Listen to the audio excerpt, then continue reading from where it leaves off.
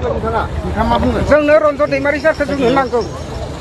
जों रन्जन नङाबा जोंबो थाया रन्जना जोंनि जायगायाव फैथारगोन एबार फैनानै जों रन्जनखौ माब्लाबाबो जोङो नेवसिनो हाया जों गारनो हाया जोंनो नांगौ रन्जन दैमारि सारखौ जोबोद दुखु मोनदों मानो होनबा जोंनि बर'नि थाखाय सारा जोंनि खर'मोन दायो सारखौ लांदों माबायदि बाहायगोन जों बेखौ मिथिया किन्तु जेसेबां दिन सारा थादोंमोन बेसेबां दिनालाय जों रंजानाय आरो मोजां मोनदोंमोन नाथाय दिनै लांनायनि थाखाय जों जोबोद दुखु मोनदों हाजार हाजार दुखु मोनदों गुबुनखौ जेरै सौगरदों सारखौबोथ' बिदि सौगरनो हागौमोन ना मानो बिदि खालामबाय थादों सारखौलाय